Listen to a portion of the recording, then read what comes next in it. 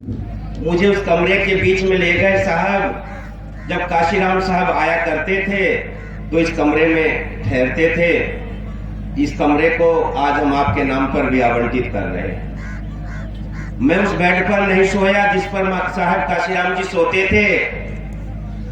मैंने उस बेड को अपना शीश झुकाया और वहां की मिट्टी को अपने माथे पर लगाया। उसके बराबर में मैंने अपना दूसरा बेड लगा करके मैंने साहब को वहां पर सलाम किया। मैं गया झारखंड में, साहब को सब जानते हैं। मैं गया उत्तराखंड में, माना उत्तराखंड का, देश का, चीन के बॉर्डर पर आखिरी गांव है। मैं गया जब माना में, अरे वाह साहब काशीराम जी, जब मैं रात में 10 बजे, जब आप रात को 2 बजते हैं तो माना में उतनी ठंड हो जाती है। रात में वहां पर 6 बजे से बाजार बंद हो जाते हैं। मैं रात में 10 बजे पहुंचा था तो मैंने जाकर के देखा कि माना गांव चीन के उस बॉर्डर पे साहब काशीराम जी के नारे लोग लगा रहे थे। और मैंने नीले झंडे को माना में लहराते हुए देखा। आदरणीय बहन जी ने मुझे उत्तराखंड में लगाया। आप लोगों की दुआओं से आज उत्तराखंड की सरकार बहुजन समाज पार्टी की मदद से चल रही है। हमारे विधायकों के सहयोग से उत्तराखंड की सरकार चल रही है। माननीय बहन जी ने मुझसे कहा अब तुम चले जाओ पंजाब। मैं 6 अप्रैल को मुझे इधर पंजाब में लगाया। मैंने 12 अप्रैल को पंजाब में प्रवेश किया और 14 अप्रैल को मैंने बाबा साहब अम्बेडकर जी के जन्मदिन पर मानसा में जाकर के अपना शीश झुकाया। मैंने पहली बार मैं आया पंजाब के अंदर ये देखने के लिए कि पंजाब में हमारी आबादी 32% है, 35% है और इस दोआबा की बेल्ट में तो हम 40% है, शेड्यूल कास्ट के लोग। उत्तर प्रदेश में हम लोग 20% है।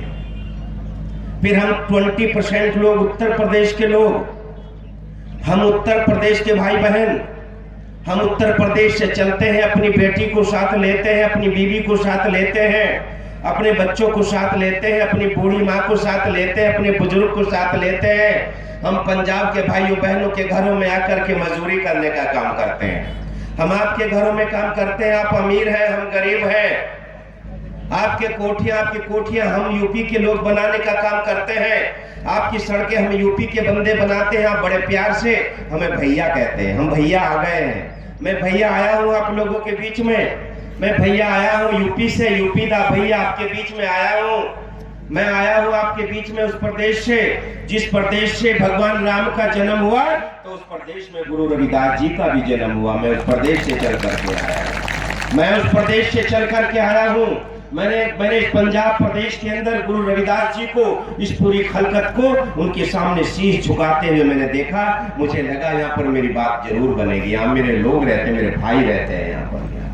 मैं आया हूँ प्रदेश से जहाँ मथुरा में भगवान श्री कृष्ण जी का जन्म हुआ, लेकिन उसी प्रदेश के अंदर, उत्तर प्रदेश के अंदर संत कबीर जी का भी जन्म हुआ। यहाँ कबीर जी को भी लोग बहुत श्रद्धा के साथ शीश झुकाते हैं यहाँ पर। मैं आया हूँ उस प्रदेश में हम लोगों ने, हम गरीब लोगों ने, हम वहां पर जो बीजेपी के नाम पर नाटक करते हैं, जो राम के नाम पर नाटक करते हैं, ये भारतीय जनता पार्टी उनको सरकार नहीं बनाने दी। हमने अगर वहां पर सरकार बनाई तो संत गुरु रविदास जी के नाम पर हमने उत्तर प्रदेश में सरकार बनाई है। हमने माननीय साहब काशीराम जी की सरकार, वहां पर राम जी की सरकार को रोककर साहब काशीराम जी की सरकार बनाई उत्तर प्रदेश के अंदर हम लोगों ने।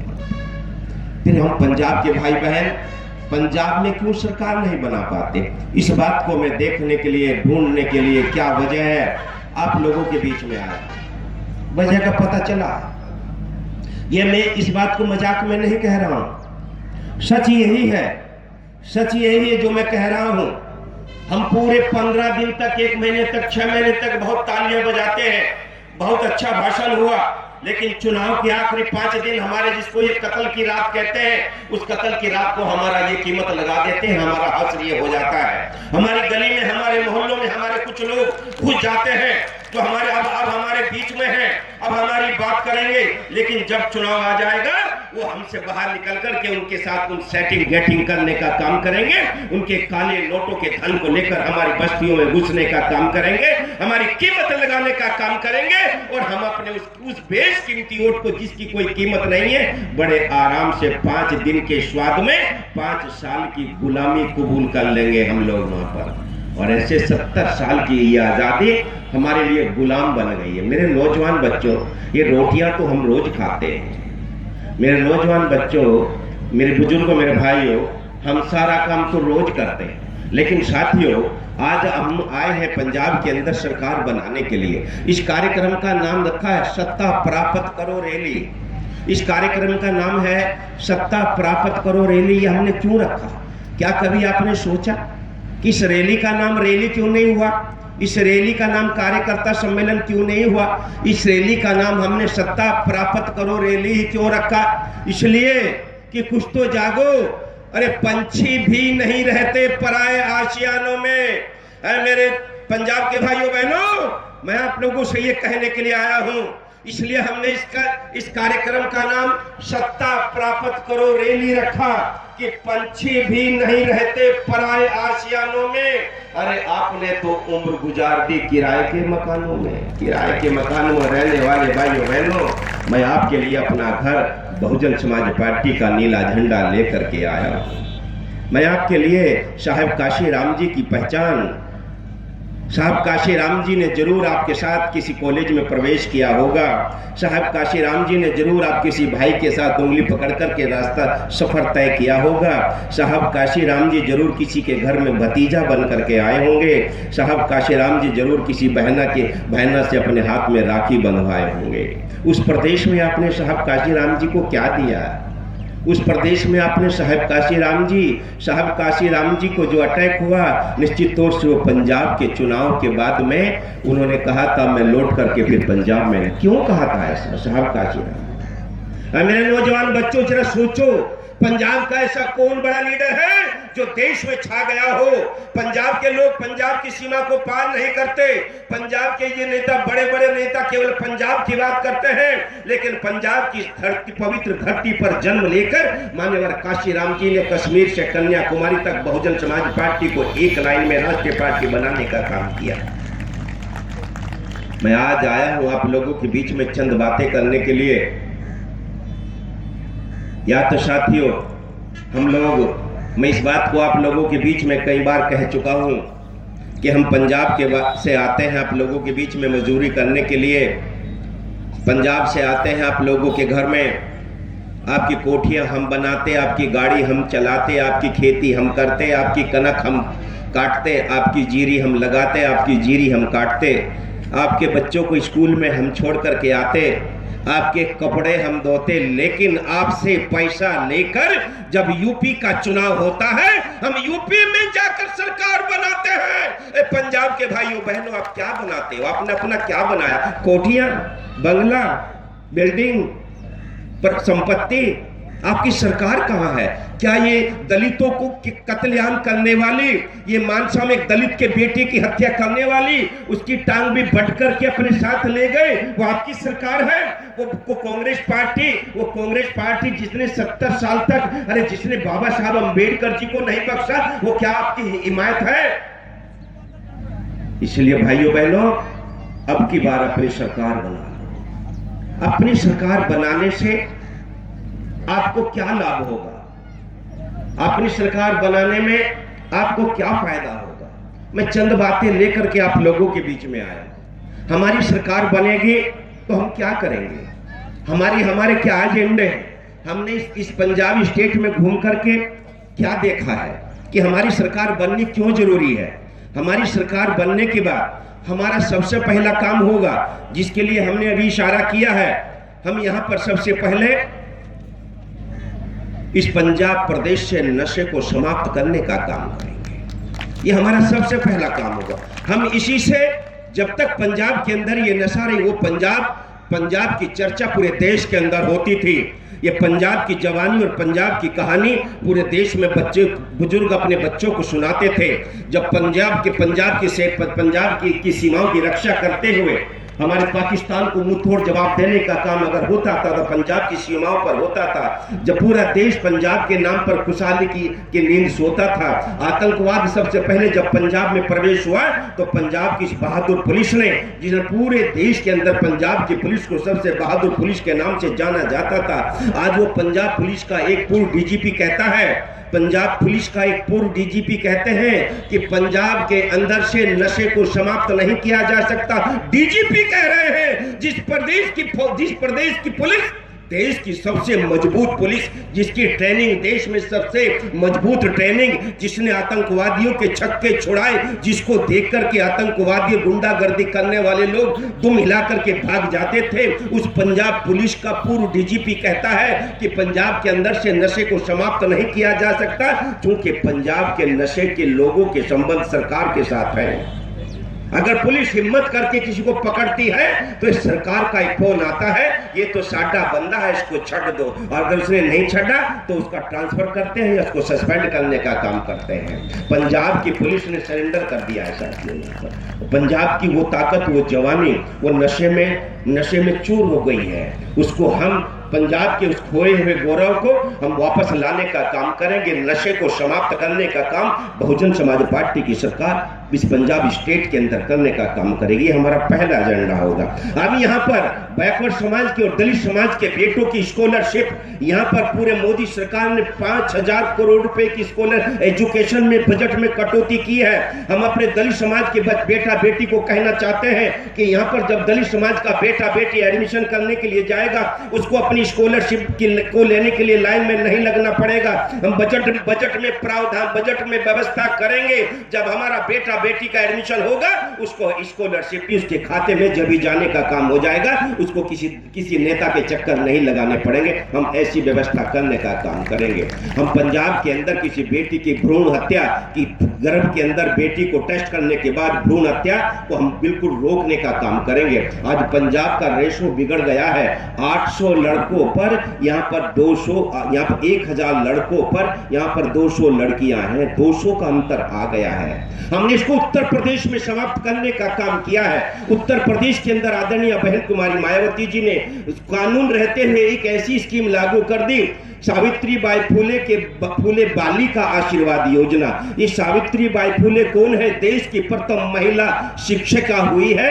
महात्मा ज्योतिबा फुले जी की धर्मपत्नी सावित्रीबाई फुले के नाम से महिलाओं को बचाने की, बच्चियों को बचाने की, गर्भ में उनकी भ्रूण हत्या ना हो, उसको रोकने के सिस्टम लागू कर दिया।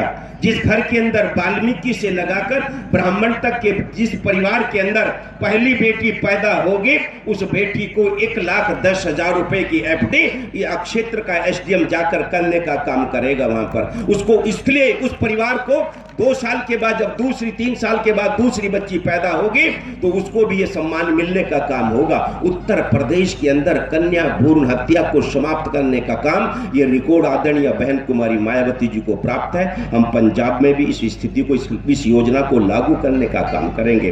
हम पंजाब के अंदर भाइयों बहनों, यहाँ पर आप लोगों के बीच में आपको मालकाना हक, जिस संपत्ति पर अभी तक आपको मालकाना हक नहीं मिला है, उसको नजूल की जमीन पर मालकाना हक दिलवाने का काम बहुजन समाज पार्टी की सरकार करेगी। हम आपको यहाँ पर मंडल कमीशन की रिपोर्ट को लागू करवाने का काम किया जाएगा। तमाम हमारे 32 पिंड चलो ते घर घर चलो के एजेंडे को लेकर हमारा कार्यकर्ता जो आपके गांव के, आपके पिंड में पहुंचा, हमने उसमें लिख कर दिया है आपको कि हम ये काम करेंगे। उन सभी 32 बातों को हम लागू करने का काम करेंगे। हमारी सरकार बनाओ। इसलिए बहुजन समाज पार्टी अभी हमारे भाई शाही जी कह रहे थे कि हम 25 सीटें जरूर जीतेंगे। ये अकाली दल से आए हैं और अभी हमने नहीं कहा हम कितनी जीतेंगे। इन्होंने खुद आइडिया लगा लिया है। दसुहा से जिनको मानिए बहन जी ने कैंडिडेट बनाया है। ये अजीब तरह का चुनाव हो रहा है। इन्होंने कहा कि बीएसपी 25 सीटें जीतेगी, लेकिन भाइयों बहनों, बीएसपी अकेले से दम की पार्टी है कि पूरी 117 सीटों पर हम अपने दम पर चुनाव लड़ने का काम पंजाब के अंदर कर रही है बहुजन समाज पार्टी। ये राष्ट्रीय पार्टी भारतीय जनता पार्टी, मेरे मीडिया के बंधु यहाँ पर बैठे हैं, ये बोल देना मेरी आवाज बीजेपी के नेता अमित शाह, एक 3 नेता चलेंगे गुजरात से, तीन नेता चले, इनकी साजिश को समझो। ये तीन नेता गुजरात से चले, नरेंद्र मोदी जी आए 56 इंच का सीना लेकर 6 इंच का सीना बना करके चुपचाप बैठ गए। देश के साथ झूठे वादे किए और देश को आज ऐसे मोड़ पर ला करके खड़ा कर दिया कि देश की 90% जनता सोच रही है अब जाए तो कहां जाए। ना इधर का छोड़ा मोदी जी ने, ना उधर का छोड़ा हमको मोदी जी ने। देश की जनता, दूसरा नेता आया वहां से निकलकर गुजरात की जेल से जमानत करवा करके एक नेता निकला और पूरे देश में आकर के राष्ट्रीय अध्यक्ष बन गया। वो जमानत करवा करके आया है। उससे पूछे वो जेल में क्यों गया था, उससे पूछे, उसके पास जवाब नहीं है गुजरात के अंदर। तीसरा एक वो शख्सियत आई है इस देश को आर्थिक नोटबंदी के नाम पर बेसहारा मजबूर करने वाला, उर्जित पटेल, जो गुजरात का रहने वाला है, जो आरबीआई का एक गवर्नर बनकर के आया। तीनों शख्सियत, तीनों सब लोग गुजरात से चलकर आ गए और पूरे देश को जैसे बंधक बनाकर के इन लोगों ने रख दिया है। एक दहशत का माहौल है, एक डर का माहौल है। इन लोगों से छुटकारा पाने के लिए उन पूछो, जब यहाँ पर अमित शाह जी आए थे, उन्होंने कहा था मेरी पार्टी अब देश की सबसे बड़ी नहीं, दुनिया की सबसे बड़ी पार्टी बनी है। उन्होंने ये कहा था। और दुनिया की सबसे बड़ी पार्टी कैसे बनी कि भारतीय जनता पार्टी ने मोबाइल पर एक कॉल करते थे, उसको जो भी उस कॉल को उठा लेता था, हेलो करता था। आम आदमी फोन को हेलो करता है। मेरे भी एक बार गलती हो गई, मेरे भी फोन पर एक कॉल आया, मुझे भी उन्होंने, मैंने कहा हेलो, कहने बहुत बहुत बधाई हो, आप बीजेपी के सदस्य बन गए हो। हमने कहा भैया जरा रुको, नहीं बन गए हैं, मैं बीजेपी का सदस्य पूरी जिंदगी में मर सकता हूँ पर बीजेपी की सदस्यता कभी स्वीकार नहीं कर सकता। वो हमें भी कहते हैं तुम बीजेपी के सदस्य फर्जी, ये फर्जी पार्टी और फर्जी सदस्य बनाती है। मैं पंजाब के अंदर, मैं गरीब की पार्टी का एक कार्यकर्ता, मैं बीजेपी को चुनौती पेश करता हूं। अगर आप राष्ट्रीय पार्टी हैं तो पंजाब के अंदर 117 सीटों पर चुनाव लड़ करके दिखा दे तो मैं मानूंगा तुम राष्ट्रीय पार्टी हो। बैसाखी ढूंढते हो, विकलांग और दिव्यांग का नाम देकर विकलांग बनकर के पंजाब में चुनाव लड़ते हो। 117 सीटों से तुम 20 सीटों पर समझौता करते हो। तुम देश चलाने की बात करते हो, पंजाब में तुम 7% हो। अरे 5% तो हम उजड़े हुए लोग 5% पर अभी पंजाब के अंदर हैं। थोड़ी सी हिम्मत कर दो, हमारा साथ दे दो, इस खाने के चक्कर में न पड़कर हमारे हाथी के चक्कर में पड़ जाओ। हमें खाना भी मिलेगा, पीने में भी मिलेगा, हमें नौकरी भी मिलेगी, हमें मान भी मिलेगा, हमें सम्मान भी मिलेगा, सब कुछ मिलेगा भाइयों बहनों। लेकिन पहले कुछ कर तो लो, पहले कुछ करो तो सही। इसलिए मेरे भाइयों बहनों, मेरी आप लोगों से निवेदन है, ये 3-4 पार्टियां पंजाब के बीच में आ रही हैं। कांग्रेस पार्टी है, बीजेपी है, आखिर हम अपना वोट किसे दें? हमें ही क्यों दें? आप लोग अपना वोट बीएसपी को क्यों दें? सिर्फ मैं आपसे 5 मिनट की ये बात करना चाहता हूं। यहां पर आपके बीच में कांग्रेस पार्टी, भ्रष्टाचार का दूसरा नाम कांग्रेस पार्टी है। देश के 70 साल में से 48 साल तक शासन करने वाली कांग्रेस पार्टी से सिर्फ ये पूछ ले। आइए, हमारी पार्टी का यहाँ पर बैनर लगा है, ये होर्डिंग लगा है स्टेज के ऊपर।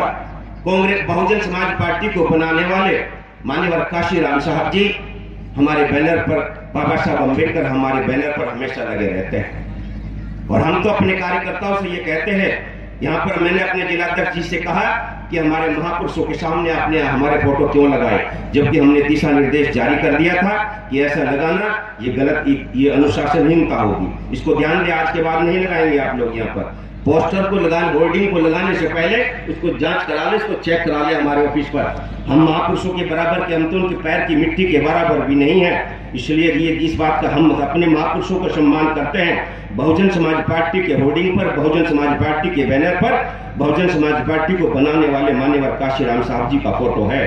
हम अपनी बात को शुरू करने से पहले साहब का आशीर्वाद लेते हैं, बाबा साहब अम्बेडकर जी का आशीर्वाद को लेते हैं। कांग्रेस पार्टी से सिर्फ ये बात पूछ लो, मैं पूरे पंजाब स्टेट में कई बार घूम चुका हूं, जो कांग्रेस पार्टी का होर्डिंग और बैनर लगा है उसमें श्रीमती इंदिरा गांधी जी का फोटो नहीं है। अगर ये कांग्रेस पार्टी के लोग ये बता दें कि उनका फोटो क्यों नहीं है, फिर कांग्रेस को जवाब वोट दे देना। हम लोग क्यों नहीं लगाते उनका फोटो पंजाब के अंदर, जबकि देश के दूसरे स्टेट में तो लगाते हैं, उनके नाम से वोट भी मांगते हैं, फिर पंजाब में श्रीमती इंदिरा गांधी जी के नाम से वोट क्यों नहीं मांगते?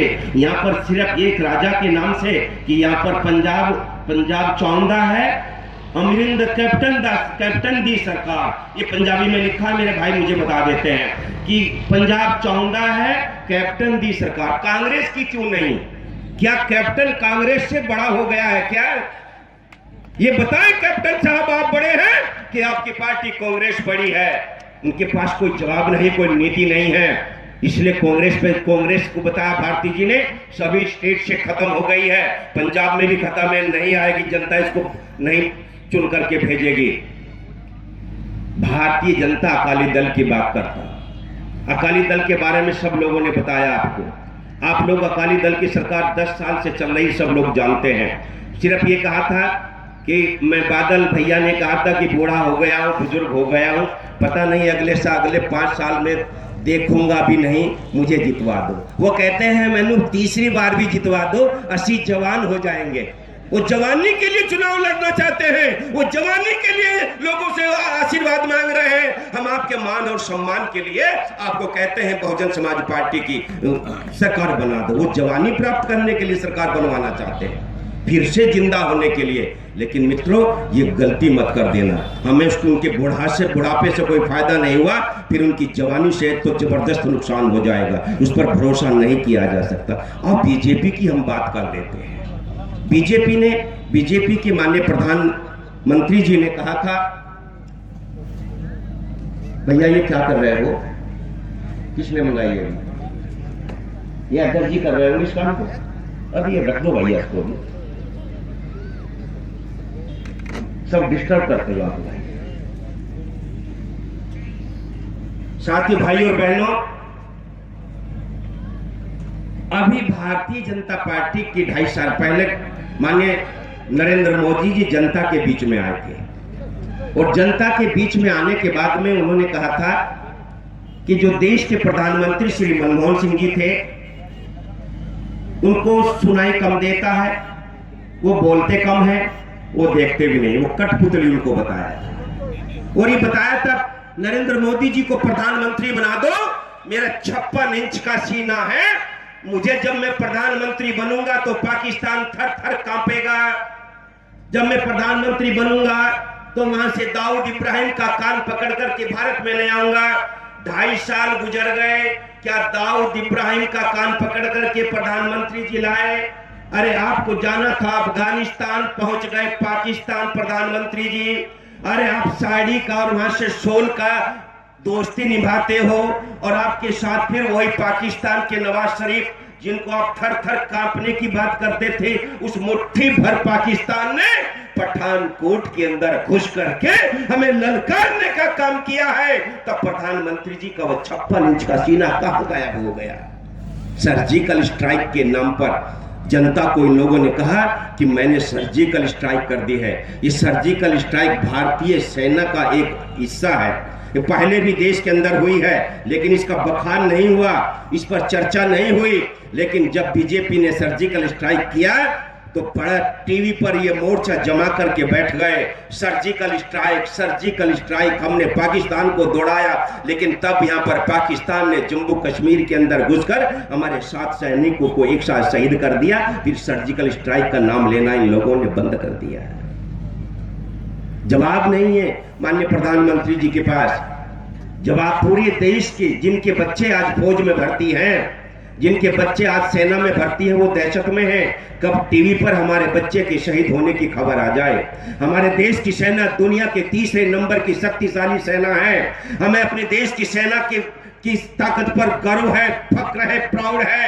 हम अपने देश की सेना को सलाम करते हैं। लेकिन इस राजनीति व्यवस्था ने हमारे देश की सेना को भी सोचने के लिए मजबूर कर दिया है। क्या हम अपने बच्चों को सेना में भर्ती करें? इस बच्चे, बहन सोचती है, मां सोचती है, बेटा सोचता है। इसलिए भाइयों बहनों, भारतीय जनता पार्टी के इनका नारा था स्वदेशी, स्वदेशी नारा होना चाहिए। जब इनकी सरकार नहीं बनी ये स्वदेशी की बात करते थे, जब इनकी सरकार नहीं बनी ये राम जी की बात करते थे, ये राम जी की बात करते थे। मुझे बाबा साहब को देखते रहने दो भाई। ये कहते थे राम लला हम आएंगे, उत्तर प्रदेश में इनका नारा था। यहां नहीं बीजेपी लगा सकती, उत्तर प्रदेश में अयोध्या में राम लला हम आएंगे, मंदिर वहीं बनाएंगे, जब जब चुनाव आएगा तोहरे नाम को भुनाएंगे, पर तारीख नहीं बताएंगे। वो मंदिर कब बनेगा कोई तारीख नहीं है। पहले कल्याण सिंह जी की सरकार बनी, तारीख नहीं बताई। राजनाथ जी की सरकार बनी, तारीख नहीं बताई। अटल बिहारी वाजपेयी जी की सरकार बनी, राम जी को भूल गए। अब मोदी भैया जी कह रहे हैं कि हम राम के नाम को का कोई एजेंडा नहीं है। तो राम जी को जो धोखा दे सकते हैं वो इंसान को कहां बख्श सकते हैं। ये बीजेपी धोखे का दूसरा नाम है। ये बीजेपी ने कहा था कि स्वदेशी, और बीजेपी ने एक प्रस्ताव पास किया है लोकसभा के अंदर, एफडीआई, विदेशी कंपनियां आएंगी देश में, विदेशी कंपनी आएंगी देश में निवेश करेंगी। स्वदेशी कहाँ गया, विदेशी कंपनी आएंगी, ये प्रस्ताव पास हो चुका है। और विदेशी कंपनियों में दो व्यवस्थाएं, एक ईस्ट इंडिया कंपनी आई थी मेरे पत्रकार बंधुओं हमारे देश के अंदर, एक ईस्ट इंडिया कंपनी। जब वो एक अकेली ईस्ट इंडिया कंपनी आई थी उसने पूरे देश को गुलाम बना करके रख दिया था।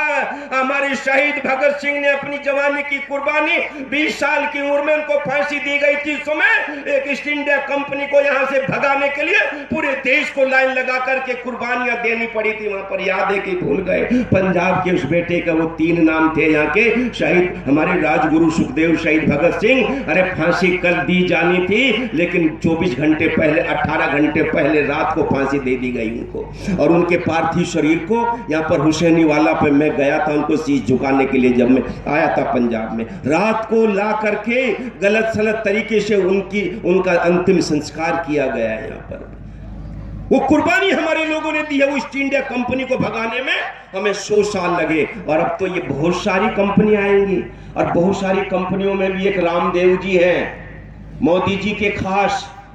ये देखो हमारे साथ कितना षड्यंत्र होता है।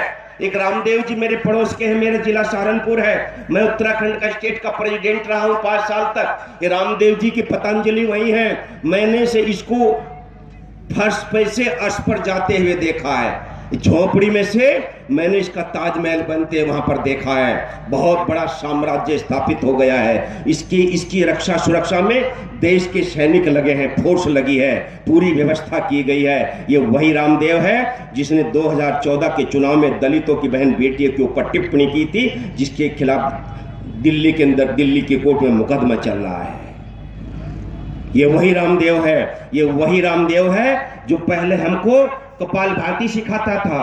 फूं फा करो, पेट छोटा करो, पेट बड़ा करो, हाथ ऐसे करो, हाथ ऐसे करो, कभी टांग हिलाता था, कभी सर हिलाता था। लोग इसको कहते थे योग गुरु, योग गुरु रामदेव जी, योग गुरु ऐसे कहते थे। धीरे धीरे धीरे धीरे जब जहां पर वो भाषण देता था, फूं फा करता था, 2-3 बोतल रखी रहती थी वहां पर, कि धीरे धीरे से कहता था ये पतंजलि की आप योगा करो, पतंजलि की दवाई भी खाओ। अब योगा तो भूल गया है, पूरा तेल बेच रहा है। टीवी खोलो, रामदेव, ये रामदेव का तेल असली शुद्ध सरसों का तेल, इसको खाओगे तो आपके फेफड़े बहुत मजबूत हो जाएंगे।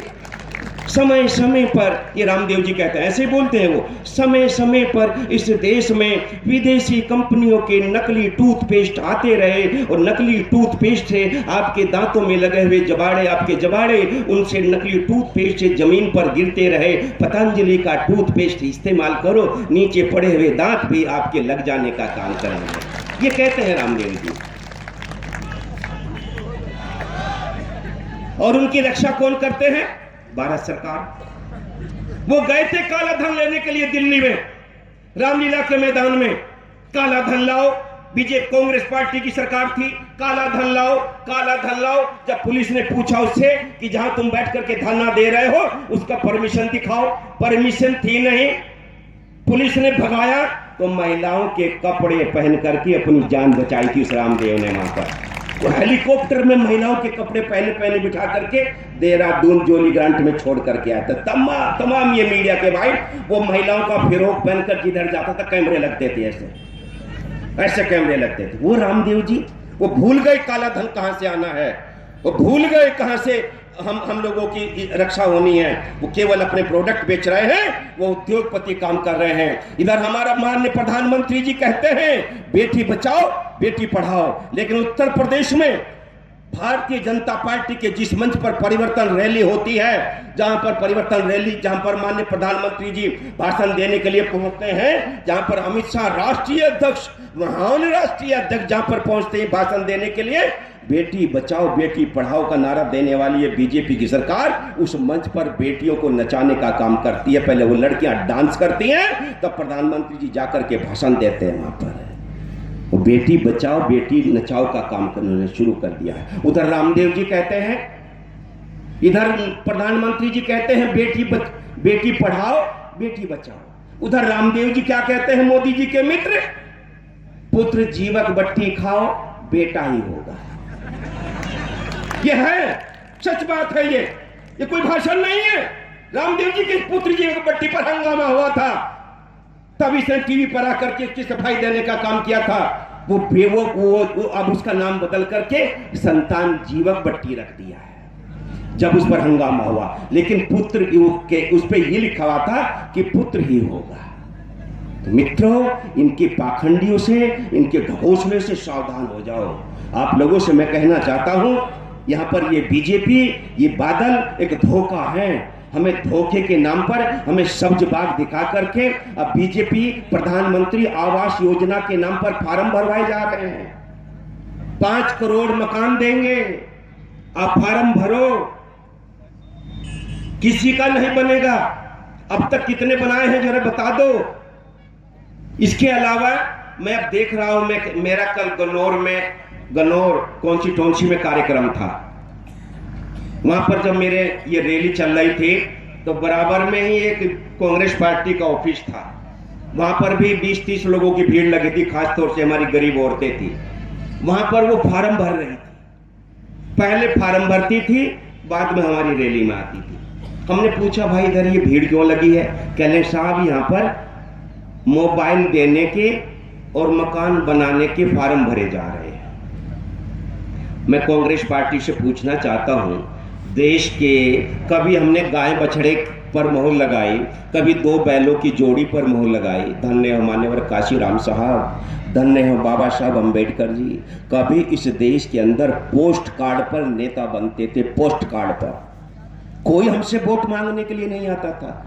ये समझ लो ये हमारी आजादी, हमें नहीं मालूम वो सतयुग कैसा रहा होगा। दलित समाज के लोगों, पिछड़ी समाज के लोगों, गरीब समाज के लोगों, हमारा ये बाबा साहब अम्बेडकर जी के संविधान ने हमारा यही सतयुग बनाया है, जहां हमारी बात पूछी जाती है, जहां हम अपनी मर्जी के मालिक होते हैं। हमारा यही सतयुग है। पोस्ट कार्ड से नेता बनते थे। अकेली कांग्रेस पार्टी होती थी, लोकसभा का कैंडिडेट एक पोस्ट कार्ड 10 पैसे का पोस्ट कार्ड भेजता था गांव के पिंड के सरपंच के पास। सरपंच जी आपका बड़ा बड़ा धन्यवाद, मैं नहीं आ सकता, अब मेरा पोस्ट कार्ड आपको मिल गया होगा। अपने पिंड की सारी वोट मेरे हाथे, मेरे चुनाव निशान 2 बैलों की जोड़ी पर दिलवाने की कृपा कर देना। चुनाव के बाद मैं आपका थैंक्स करने के लिए आऊंगा। ये आता था पोस्ट कार्ड पहले। हमारे गांव का पिंड का सरपंच हमें बुलाकर कहता था, देखो भैया एक ये एमपी के कैंडिडेट का, कांग्रेस के कैंडिडेट की चिट्ठी आ गई है, हमें करना क्या है, सारे वोट उसी को दे देने। पिंड के वोट हमारे 2 बैलों की जोड़ी पर चले जाते थे। वो घर बैठा एमपी बन जाता था। वो हमको नहीं जानता था, हम उसको नहीं जानते थे। उस पिंड का सरपंच अपने बेटे को 10वीं फेल को 5वीं फेल को लेकर के जाता था कि मैंने अपने पिंड के सारे वोट आपको दिलवाए, मेरे बेटे की नौकरी लगवा दो। वोट दिया, पूरे पिंड ने नौकरी लगी सरपंच की, अकेले की सरपंच की नौकरी लगी है। लेकिन धन्य हो बाबा साहब अम्बेडकर जी, धन्य हो मान्यवर काशीराम साहब। बाबा साहब अम्बेडकर जी को हम इसलिए याद करते हैं भाइयों बहनों कि उन्होंने हमें वोट की ताकत दी है, और मान्यवर काशीराम जी को इसलिए याद करते हैं कि उन्होंने वोट की ताकत की हमें पहचान कराई है। पोस्ट कार्ड पर मत देना। जब तक कैंडिडेट तुम्हारी झोपड़ी में आकर तुम्हारा पैर छूकर अपने तुम्हारे वादा ना करे, तेरी झोपड़ी को मकान बना दूंगा, तेरे सब दुख से तकलीफ में काम आऊंगा, तो पुलिस से तेरी जान बचवाऊंगा, मैं अपने घर पर नहीं बुलाऊंगा, जीतने के बाद तेरे घर में आऊंगा। जब तक ये वादा ना करे तब तक वोट मत देना। हमारे लोग सजग हो गए, सतर्क हो गए। हमारे लोग ने वादा लिया, अगर उसने जीतने के बाद हमारे पास नहीं आया, हमारे लोगों ने कहा पहले पिछले 5 साल का हिसाब दे, तब अगली बात कर। जिसने हिसाब दे दिया उसको वोट दे दिया, जिसने हिसाब नहीं दिया वोट नहीं दिया। अरे हम भी पिटा करते थे पंजाब की तरह। जब तक हम उत्तर प्रदेश के लोग बीजेपी को वोट देते रहे, जब तक हम कांग्रेस को वोट देते रहे, हमारे बेटे मरते रहे, हमारे पिता माँ बाप का अपमान होता रहा, हमें कोई नौकरी नहीं मिली। जब हमने वहां पर कांग्रेस को हराना शुरू किया, हम जागने शुरू हुए, कांग्रेस हारनी शुरू हुई, हम जागने शुरू हुए। उत्तर प्रदेश में बीजेपी के पास में सीएम का कोई कैंडिडेट नहीं है। वो उत्तर प्रदेश, मैंने इंडिया उत्तर प्रदेश, पूछे मोदी से अगर दम है तो सीएम के कैंडिडेट की घोषणा कर उत्तर प्रदेश के अंदर। हमारे पास सीएम की सबसे बहादुर नेता है आदरणीय बहन कुमारी मायावती जी, जिनके नाम पर चुनाव लड़ा जा रहा है। कांग्रेस बड़ी पार्टी है, सीएम का उत्तर प्रदेश में कोई कैंडिडेट नहीं है उनके पास में। आप किसी कमजोर पार्टी के सदस्य नहीं है। इसलिए भाइयों बहनों, मैं आपसे कहना चाहता हूं, कांग्रेस एक धोखा है, बीजेपी एक धोखा है। तीसरी चर्चा, केवल छोटी सी चर्चा करीमपुरी साहब करके चले गए हैं, क्योंकि उनका फिलौर में कार्यक्रम लगा था। तीसरी चर्चा मैं करूं सिर्फ आम आदमी पार्टी की। ये पार्टी, इसका दूसरा नाम पलटू राम है। अपनी बात कहती है, खट से पलट मार देते हैं। अभी इन्होंने ये आरबीआई की तरह है, जैसे आरबीआई ने कल कहा था कि 5,000 रुपए तक जमा होने हैं, 5,000 रुपए से जो ज्यादा करेगा उसको बताना पड़ेगा। रात में जब जनता ने इसका विरोध किया, आरबीआई पलट गई, कहेंगे आप जितने मर्जी जमा करो, कुछ नहीं पूछेंगे हम आपसे। आरबीआई देश जिससे घबराता था, उस 67 बार बदली है अपने फैसले से। देश के अंदर 2 घटनाएं हुई हैं भाइयों बहनों, और यहां पर इस प्रदेश में तो 3 घटनाएं हैं। 3 N4 नसबंदी। नसबंदी याद है कि भूल गए? N4 नसबंदी श्रीमती इंदिरा गांधी जी ने इमरजेंसी लगाई थी और नसबंदी चलाई थी। देश में यूनिवर्सिटी में पढ़ने वाले बेटा बेटी की नसबंदी, 5 दिन पहले शादी हुई, 5 दिन के बाद नसबंदी, 90 साल के बेटे बूढ़े की नसबंदी, 90 साल की माँ की नसबंदी, सड़क पर चलते हुए भाई बहन की नसबंदी। पूरे देश में तबाही हो गई थी। देश ने पलट दिया और N4 नसबंदी के नाम पर इंदिरा इज इंडिया का नाम का देने वाले श्रीमती इंदिरा गांधी जी को जमीन पर आराम से नहीं, धड़ाम से पटकने का काम किया था। जनता ने हरा दिया था। दूसरा है N4 नोटबंदी। आज 46वां, आज 42वां दिन, 43वां दिन है। 6 दिन रह गए मोदी भैया, 6 दिन। बैंक की लाइन नहीं टूटी है, एटीएम की लाइन नहीं टूटी है। मोदी भैया, इस जनता को तुमने तड़पाया है। एक बेटी बैंक की लाइन में खड़े होकर बच्चे को जन्म दे रही है। क्या यह हमारी 70 साल की आजादी है? एक बेटी, तरन तारण के अंदर बेटी की शादी होनी थी, बाप बैंक की लाइन में लगा था, पैसा नहीं मिला, वापस घर आ गया।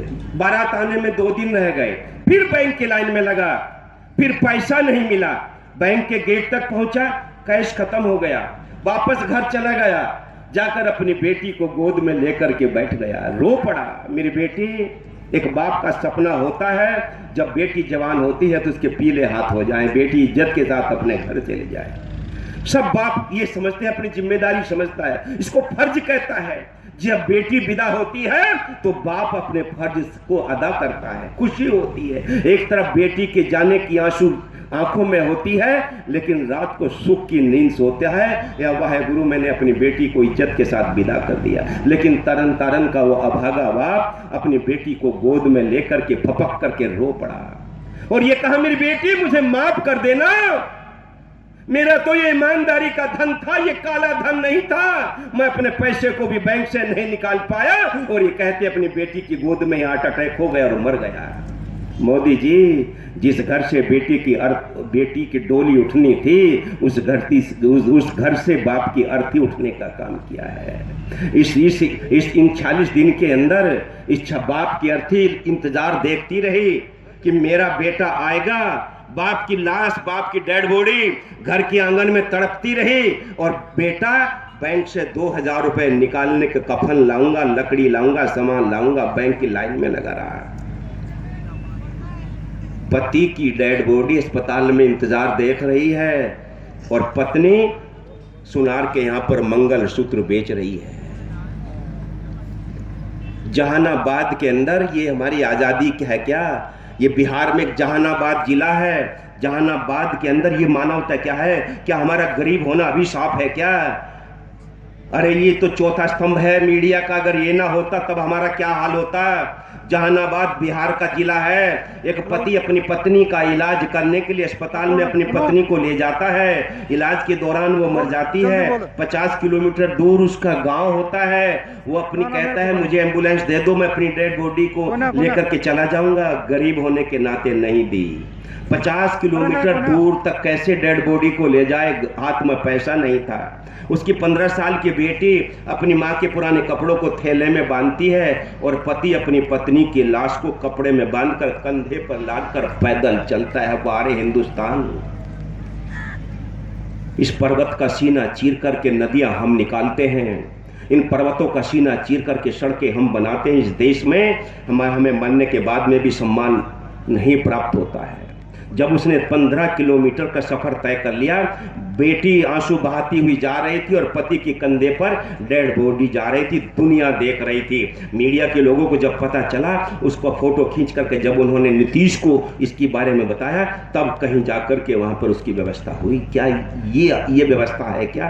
क्या ऐसी आजादी चाहिए? अगर ऐसी आजादी चाहिए, वोट दे देना बादल भैया को और बीजेपी भैया को और कांग्रेस को। अगर ऐसी आजादी चाहिए, वोट दे देना आप पार्टी को। अरे एक राशन कार्ड के लिए, केवल एक राशन कार्ड, अभी भी राशन कार्ड की लाइन, यहां तो राशन मिल रहा है कार्ड के लिए। इन लोगों की गलती नहीं है, बेचारे जो उधर खड़े हैं कैंप के नीचे, इनकी कोई गलती नहीं। यहां तो राशन है। अरे राशन कार्ड का अगर पता लग जाए कि अभी बादल भैया का इधर राशन कार्ड का कैंप लगा है, यहां पर आधे लोग रहेंगे, आधे चले जाएंगे यहां से हमें छोड़ करके। कार्ड के लिए दिल्ली के अंदर एक बेटी को आप पार्टी के कैबिनेट मिनिस्टर ने बुलाया कि राशन कार्ड बनवा लो। जब उसके घर में वो पहुंची, उसका शारीरिक शोषण किया गया, उसकी वीडियो बनाई गई, उसकी सब लोगों ने देखा। वो जेल में सड़ रहा है अभी, क्योंकि भारत का बाबा साहब अम्बेडकर जी का कानून भी इस देश में है। क्या आप पार्टी वो हमारी वोट की हकदार है? क्या कांग्रेस पार्टी हमारी वोट की हकदार है? क्या बीजेपी हमारे वोट की हकदार है? मेरे भाइयों बहनों, ये भाषण नहीं है, ये सच्ची घटनाएं हैं कुछ जो मैंने आपको बताई है। इस देश के अंदर ये केजरीवाल कहता है, अरे केजरीवाल भैया जरा अपनी खोपड़ी ठीक करो। हम ये कहते हैं, इस मीडिया के माध्यम से उन्होंने भाषण दिया, दलित मैनिफेस्टो उनको उसने लागू किया कि यहाँ पर अगर आप पार्टी की सरकार बनती है तो दलित के बेटे को मैं डिप्टी सीएम बनाऊंगा। हम दुत्कारते हैं तेरे डिप्टी सीएम को, हम बहुजन समाज पार्टी के तमाम पंजाब प्रदेश के लोग। अरे जिस समाज ने इस देश को संविधान निर्माता बाबा साहब अम्बेडकर दिया, क्या हम सीएम बनने के लायक नहीं है? हम पूछते हैं केजरीवाल से, जिसने इस देश के अंदर राष्ट्रीय पार्टी बनाई, जिस दलित समाज ने बाबा साहब मान्यवर काशीराम जैसे एक बेटे को जन्म दिया, जिस समाज ने, क्या वो सीएम बनने के लायक नहीं है? हम पूछते हैं, जिस समाज में गुरु रविदास जी ने जन्म लेकर हमारे इस जन्म को तो दुनिया सुधारने की बात करती है, हमारे अगले जन्म को भी सुधारने की बात कर दी, उस समाज में क्या हम डिप्टी सीएम के लायक हैं? हम केजरीवाल को बताना चाहते हैं कि बहुजन समाज पार्टी को ताकत दो, इनके विधायकों को जितवाओ। हम डिप्टी सीएम नहीं, हम दलित समाज के बेटे को यहां से सीएम बनाने का काम करेंगे। हम आप लोगों से वादा करते हैं, अगर डिप्टी सीएम बनना है तो चले जाना केजरीवाल की तरफ। अगर डिप्टी सीएम बनना है तो कांग्रेस पार्टी केवल इनको दिखाने के लिए। अभी जालंधर के अंदर दलित समाज का सम्मेलन हुआ, कल में या परसों में, मैंने रात आकर के देखा, कुर्सियां खाली पड़ी थी, नहीं है, भाग रहे हैं इन लोगों के। इसलिए भाइयों बहनों, मैं आप लोगों से ये कहने के लिए आया हूं कि यहां पर आपको अफवाहों से सावधान होना होगा। हम चुनाव जरूर जीतेंगे इस बार, लेकिन अफवाहें लास्ट में उड़ाई जाएंगी। ये बीजेपी के लोग बहुत तेज हैं, ये कांग्रेस अकाली दल के लोग बहुत तेज हैं, ये सीधे लड़ाई में हमें नहीं हरा पाएंगे, लेकिन हमारे खिलाफ लास्ट के दिनों में ये अफवाहों का जरूर सहारा लेंगे। बिक गया है बीएसपी का कैंडिडेट, बीएसपी के कैंडिडेट ने तो समझौता कर लिया है, बीएसपी के कैंडिडेट ने तो सरेंडर कर दिया है सबके खिलाफ। ये अकाली दल को छोड़ करके आए थे शाही, वापस अकाली दल में चले गए हैं। ये इस तरह की अफवाह उड़ाएंगे। हो सकता है ये कह दें कि प्रकाश भारती जी ने समझौता कर लिया है, डॉक्टर मेघराज बड़े बड़े भाषण देता था, उसने समझौता कर लिया है, और आप एकदम तुनक करके अपना वोट परसेंट हमारे से हटा करके उनको जिता दोगे। अफवाहों को पहली बात तो सुनना नहीं, अगर सुनने को मिले अपने इस बेटे से, अपने इस भाई से फोन मिला करके बात कर लेना। हम बाबा साहब की कसम खाते हैं, हम मान्यवर काशीराम साहब की कसम खाते हैं, हम अपने आश औलाद की कसम खाते हैं, हम बाबा साहब के मिशन के साथ कोई समझौता नहीं करेंगे। बस हमारा साथ दे दो आप लोग। हम आपसे ये कहने के लिए आए हैं कि हमारी सरकार बनेगी तो हम यहाँ पर संत रामानंद महाराज जी की जब हत्या हुई थी और उसके खिलाफ यहाँ पर दलित समाज के लोगों में जो आक्रोश हुआ था, और उनके खिलाफ जो यहाँ पर मुकदमे, झूठे मुकदमे किए गए थे, हमारे एजेंडे में होगा जिस दिन हम नशा मुक्त इस प्रदेश का फैसला लेंगे, इसी समय उन झूठे मुकदमों को खत्म करने का फैसला भी ये बहुजन समाज पार्टी की सरकार लेगी। हम ये फैसला आपको बता देते हैं। 1992 का एक चुनाव हुआ था इस प्रदेश के अंदर, याद करो, तुम्हारी ताकत को दुनिया सलाम कर रही थी। 1992 में सब लोग भाग रहे थे, चुनाव का बहिष्कार की आवाज आई थी, कोई चुनाव नहीं लड़ेगा, लेकिन बहुजन समाज पार्टी ने चुनाव लड़ा था। यहाँ पर विपक्षी दल बहुजन समाज पार्टी बना था, हमारे 9 एमएलए जीत करके आए थे, याद है कि भूल गए? याद है वहां पर जब वोटिंग हो रही थी, हमारे बच्चों को जो बूथ कमेटी को संभाल रहे थे, एजेंट बने थे, उनको गोली से भून देने का काम उस समय 1992 में हुआ था। ये बादल भैया तब कहाँ थे? ये तुम दबा करके भाग गए थे, चुनाव में कहीं दिखाई नहीं दिए थे। यहाँ पर अगर चुनाव में दिखाई दी थी तो बहुजन समाज पार्टी दिखाई दी थी, हमारे 9 एमएलए जीत करके आए थे, हमारे बहुत बेटे, बहुत भाई उसमें शहीद हुए थे। तो आपकी बहादुरी को मैं उन परिवार से भी ये वादा करता हूं, जिस घर का बेटा 1992 में शहीद हुआ है, बीएसपी की सरकार बना दो, उस परिवार के एक बेटे को सरकार